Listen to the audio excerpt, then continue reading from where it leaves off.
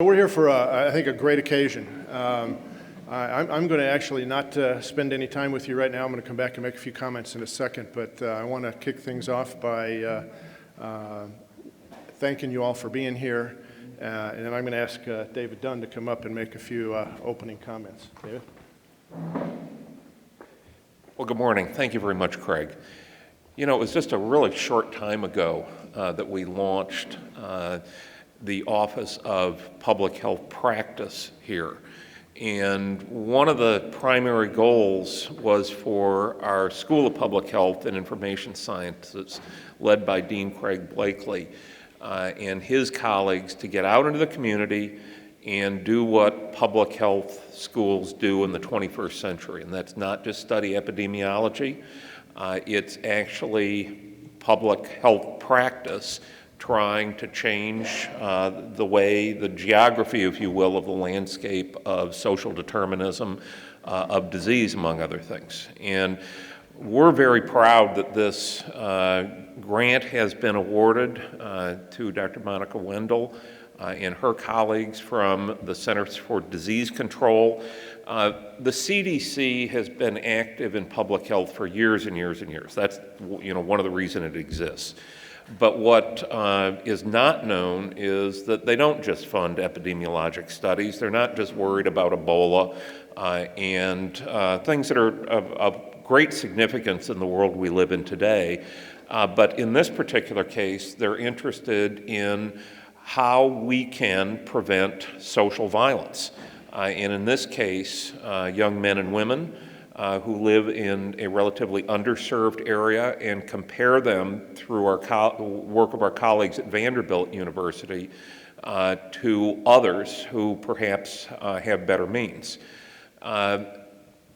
Penetrating and blunt trauma are the leading cause of death in many underserved areas, including the West End, for individuals in the 10 to 24 to 25 year age group. It's something that we all know exists, but it isn't just gun control, which I think is exceedingly important, but it's really dealing with the individuals in the social setting. And so this $5.7 million grant from the CDC is, to me, an amazing grant. It will be a way that we have a platform for making things better in the West End and other areas. It probably will lead to many more grant extensions because I think this work is going to be very effective as I understand it. So the University of Louisville Health Science Center, the University of Louisville are very proud to have these practitioners of public health working on this, and we're very, very happy to have received this grant. Thank you. Actually, David was one of the folks that aggressively recruited me here a little over 2 years ago. And one of the first people I met when I got here was our Vice President for Community Engagement, Dan Hall. And Dan, in fact, quickly introduced me to Sam and Kevin here at LCCC. Kevin, I heard you were here somewhere. Where's Kevin? There's Kevin. Okay. Sam, I hear, is out of town. But that partnership is really important to us, and so we were really pleased being here. So let me now turn it over to Dan to make a few comments on behalf of the university as well.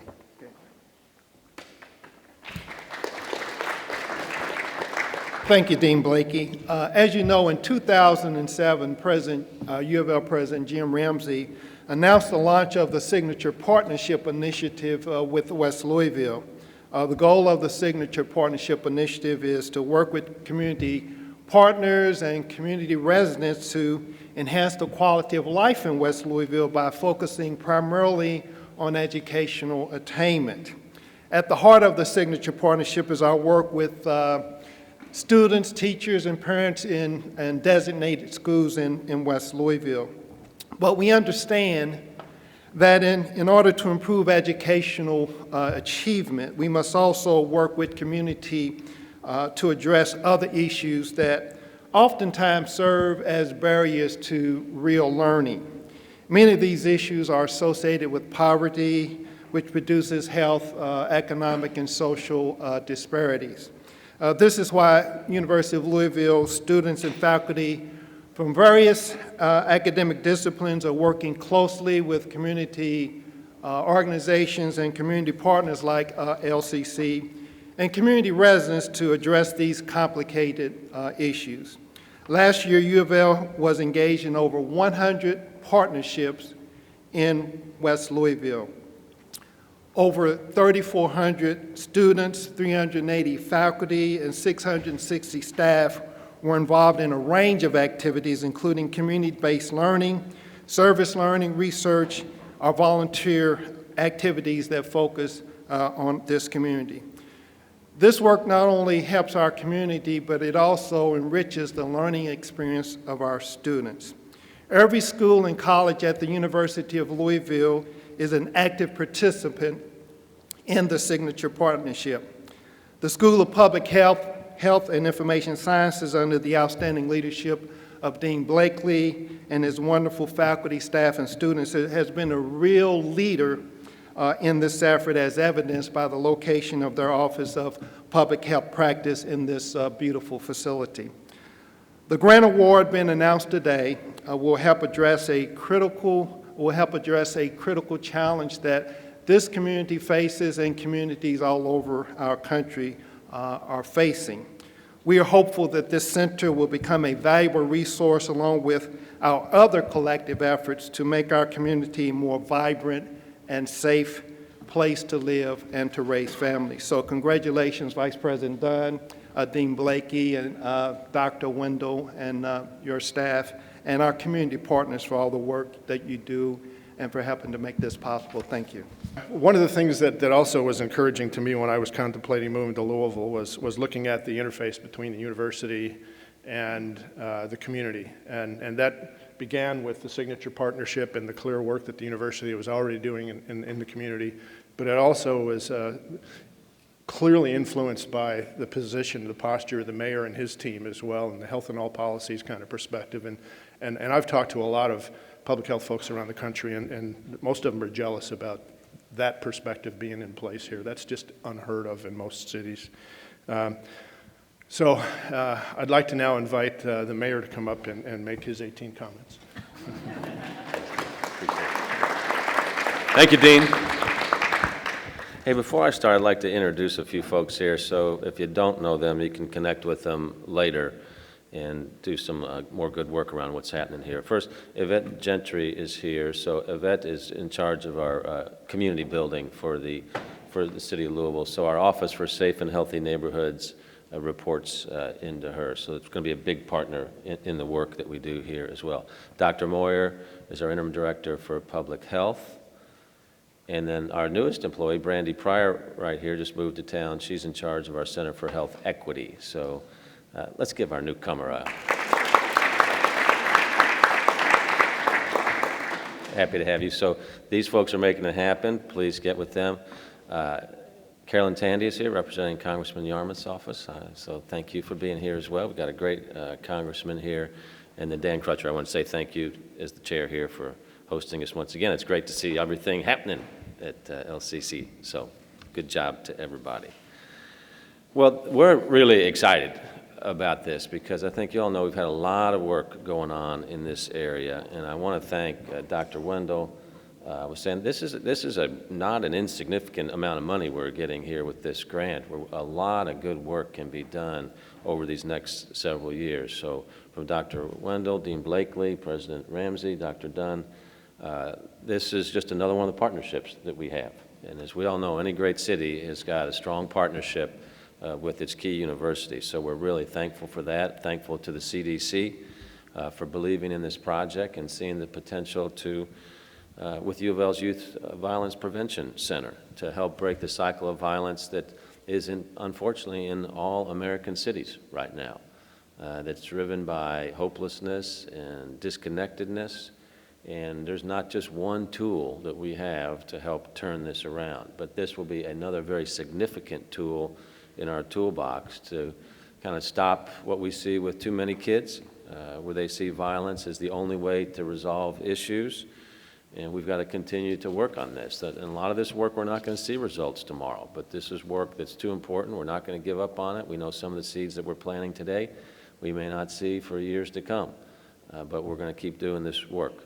I think I can speak for all of us here when I say it's unacceptable to have neighborhoods in our city where violence is seen as a normal part of life, and in cities as well. So, you know, think about what's happened to many folks over the years. You know, you're reading the newspaper, might be on page B3 now, you know, and say, you know, youth gunned down in, fill in the blank.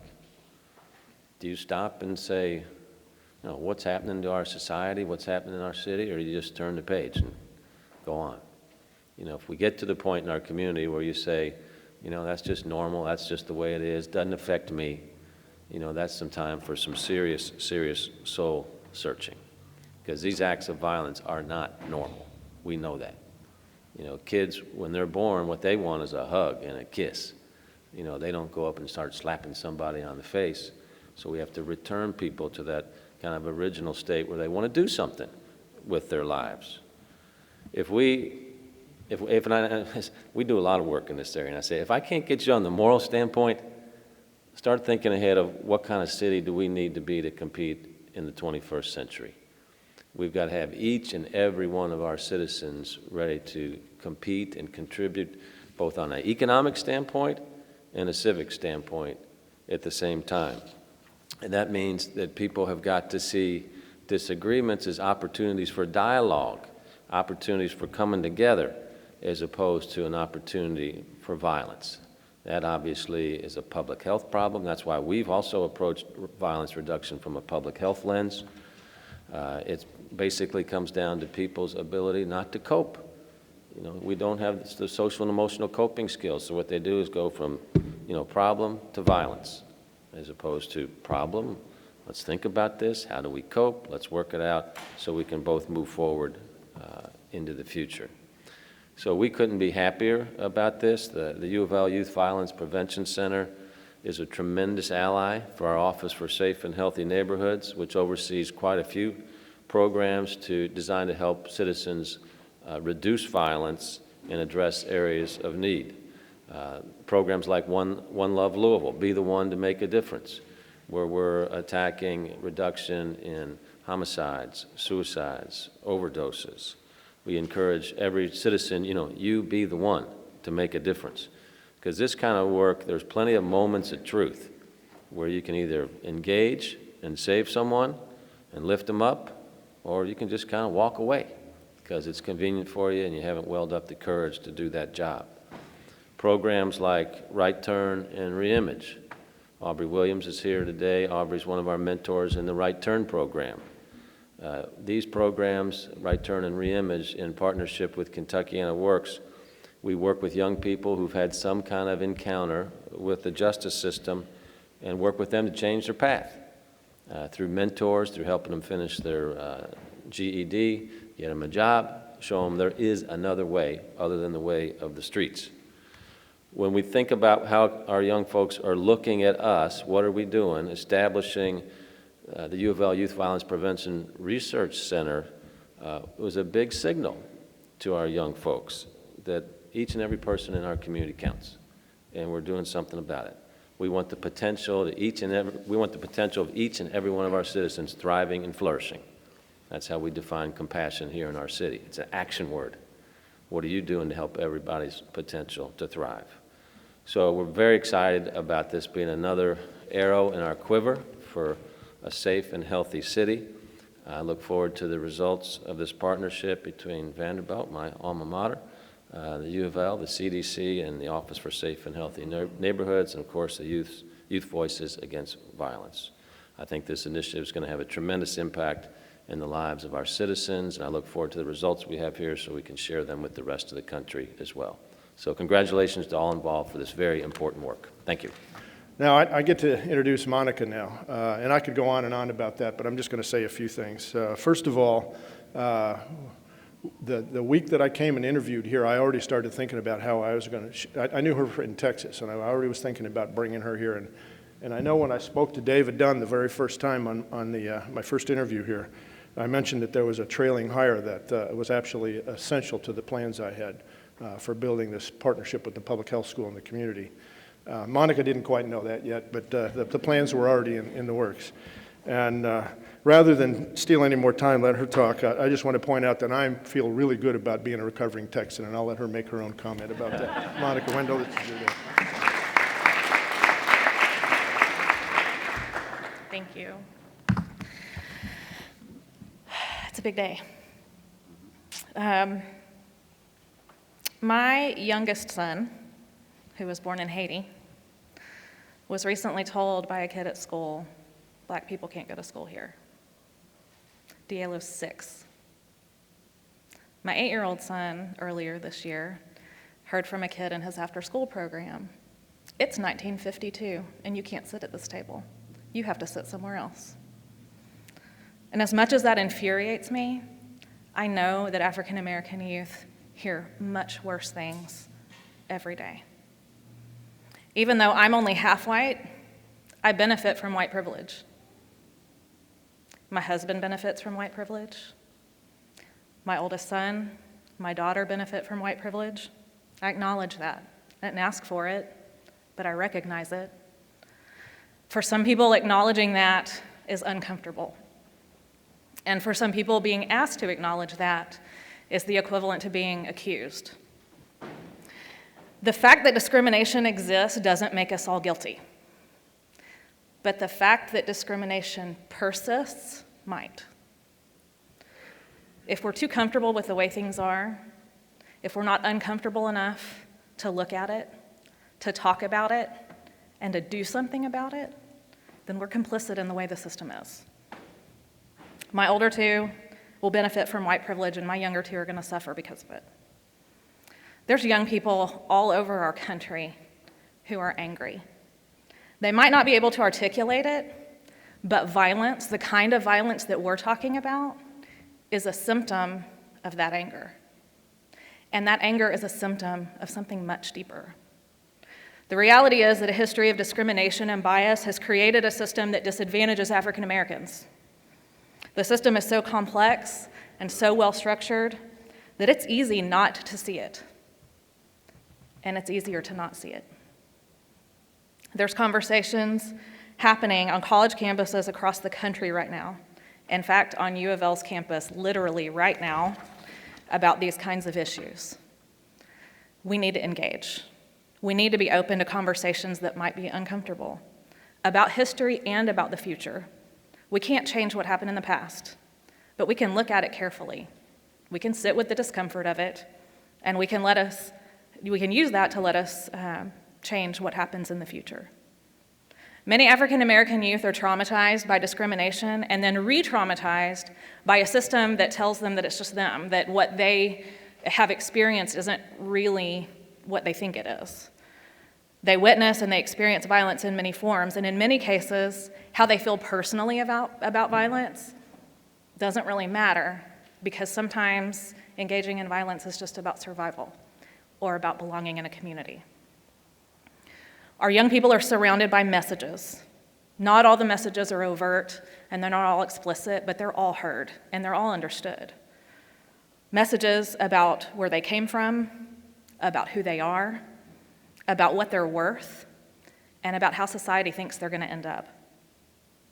This is magnified by disproportionate images and stories of African American youth and adults as perpetrators of violence and crime in the media, to the point that we actually believe that people with black and brown skin are more likely to be violent or commit crime, which isn't the case. What my team has heard repeatedly over the past 18 months from youth in West Louisville is that they're not being taught their true history. A young girl looked me square in the face and said, if we only understood where we really came from, that we didn't start here as slaves, we started as kings and queens, we would have a much different perception of who we are and who we can be. So how do we tap into that? Different disciplines have tried a lot of strategies to reduce youth violence. Public health has tried it. Psychology, sociology, communication, social work, youth development, criminal justice, education. We've all tried to tackle it the ways that we know how. And what the outcomes tell us is that we can make differences in the lives of some kids who participate in specific programs if they get enough dosage of the program under the right circumstances. but we're not making a dent at the population level. So today marks a day that we're going to try something different.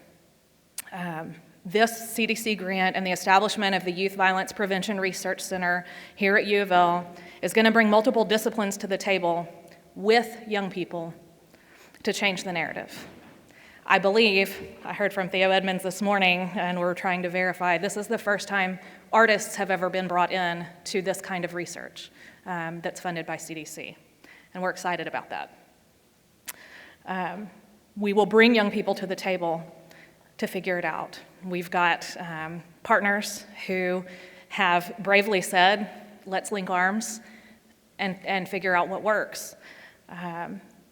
These people are willing to have hard conversations, to stretch their expertise and their science to the edges of what we know, and to do something that hasn't been tried before. Once the campaign is designed, a whole host of community partners have committed to helping us deploy it through various forms of media and through their community events and helping us connect youth to available resources and services. Specifically, we'll be partnering with the Interdenominational Ministerial Coalition, Kentucky In a Works Youth Career Center, Kentucky YMCA Youth Services and YMCA of Greater Louisville, Louisville Central Community Centers, the Louisville Urban League, Louisville Metro Juvenile Detention Services, the Muhammad Ali Center and the Muhammad Ali Institute for Peace and Justice, the Peace Education Program, Restorative Justice, and the Center for Women and Families. That represents a small fraction of organizations in this community who get that now is the right time to be addressing this. This dialogue is emerging. It's emerging locally, it's emerging nationally, it's emerging globally, and we have the opportunity to be part of it. And that tells me that we can change the narrative. I heard a colleague once asked how many children he had, and he said, I don't know. How many are there? I think we all need a little bit more of that perspective. The state of our community, not the part that we call our community, but the state of our whole community, is all of our responsibility. Whether we recognize it or not, we're all connected, and what happens to us is all connected. I can't think of people that I would rather work with to try to make our community better for everyone. Like Craig said, I think that we have colleagues all over the country who are trying to do similar work that are jealous of the amount of local support through the government, through the university, through community partners locally to tackle these issues. So thank you for being here today, and we look forward to cultivating a narrative of hope with our young people in West Louisville.